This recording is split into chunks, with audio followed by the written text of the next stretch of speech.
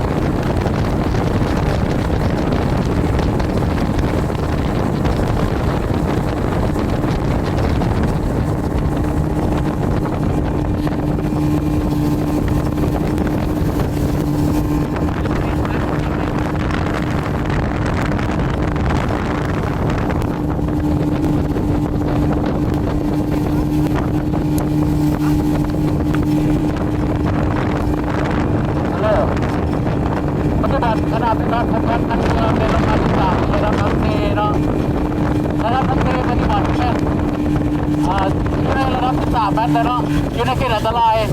พ่อแม่ประชาชนเฮาที่ลงดินน้ำเป็นได้ลงหาปูหาป่าให้มีสติทำกันเนาะมีสติติดตามลูกหลานมีสติเก็บทรัพย์ที่ของมีค่าของตัวเองให้ขึ้นไว้บนสูงๆเนาะทำเป็นน้อยเลยน้ำมันสิของแกล้งขึ้นเลยเข้าบ่จ้าเด็กน้อยเด้อเด็กน้อยลิ้นน้ำเป็นได้ก็ให้ระวังเด้อเนาะมีว่าในบ้านลักๆกับแม่พ่อแม่เนาะพ่อแม่เด็กน้อยก็ต้องได้มีการติดตามลูกหลานของตัวเองให้ตลอดเวลาเลยเนาะเพราะว่าปัจจุบันน้ำเซแม่นขึ้นอยู่ในระดับสูงแล้วอยู่ในระดับ12-13 เมตรแล้วเนาะ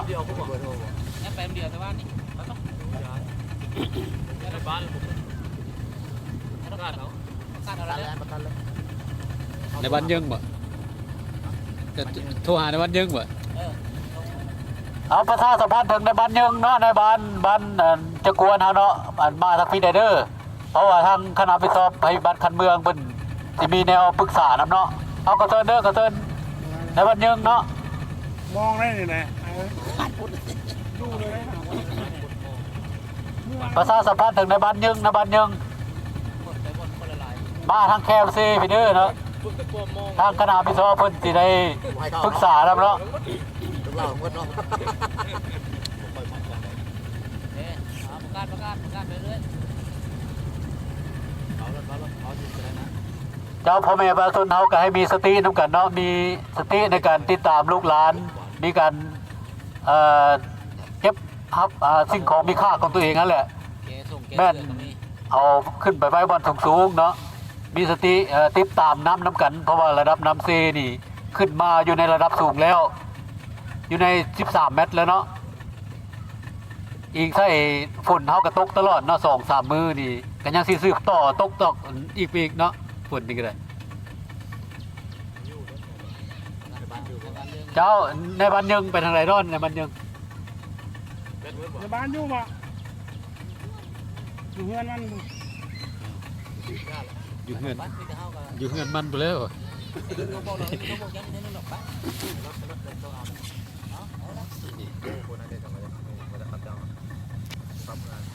ใช่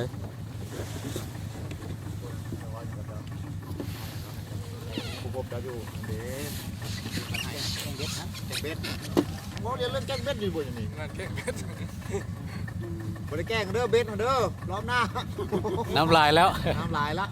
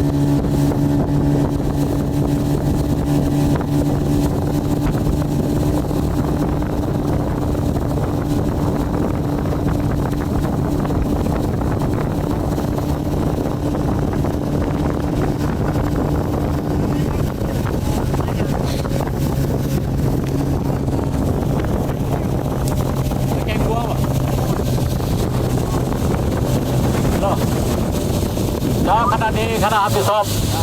ภัยพิบัติคัดเมืองเนี่ยลงมาติดตามระดับน้ำเซเนาะปัจจุบันน้ำเซแม่นขึ้นอยู่ในระดับที่3 เมตรแล้วเนาะอยู่ในเขตอันตรายและประชาสัมพันธ์ถึงพี่น้องประชาชนให้ติดตามลูกหลานเนาะลงลินน้ำลินในติดตามเบิ่งทรัพย์สิ่งของมีค่าของตนเองให้เอาขึ้นไปไว้บนสูงๆเนาะให้มีสติน้ำกันเนาะให้มีสติตลอด24 ชั่วโมงเพราะว่าระดับน้ำของเราก็ได้ขึ้นมาปกติขึ้นมาเรื่อยๆเนาะ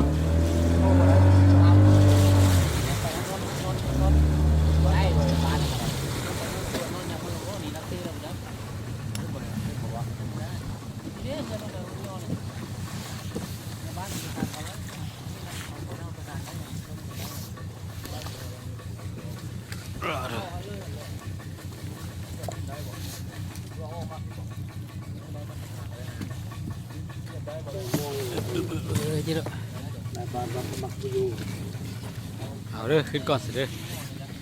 อึ๊บอึ๊บอึ๊บโอ้โต